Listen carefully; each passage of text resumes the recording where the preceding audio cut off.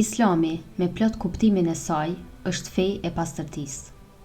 Pejgamberi për këtë gjë thot: Islami është ndërtuar mbi pastërtinë. Pastërtia vjen nga besimi. Pastërtia është gjysma e besimit.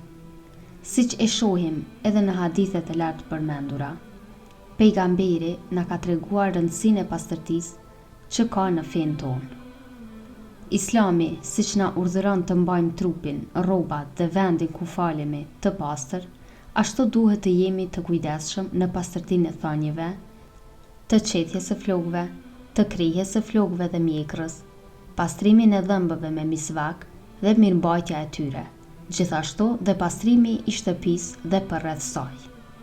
Pejgamberi, siç nuk i ka pëlqyer asnjëherë ata që nuk kujdeseshin për pastërtinë, ashtu edhe shokët e tij i kishte ndaluar të vinin në xhamin me zgjidhjen e beve me rroba të papastërta. Islami, siç urdhëron pastërtinë fizike, ashtu urdhëron edhe pastërtinë shpirtërore, sepse në hadithe, kur përmendet pastërtia, qëllimi është si për pastërtinë fizike, ashtu edhe për atë shpirtërore.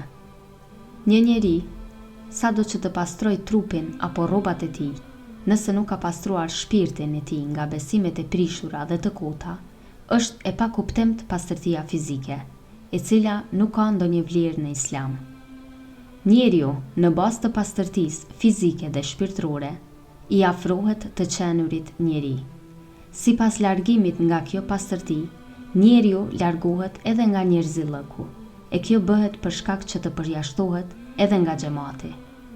Allahu është i pastërt dhe e do të pastërtën. Sipas këtij hadithi, Allahu i do njerëzit e pastër, gjithashtu dhe njerëzit e duan njeriun e pastër. Në të njëjtën kohë, pastërtia është shkak për shëndetin dhe zgjerimin e rrezikut. Në lidhje me këtë është thënë: vazhdo në pastërti që të zgjerohet rreziku.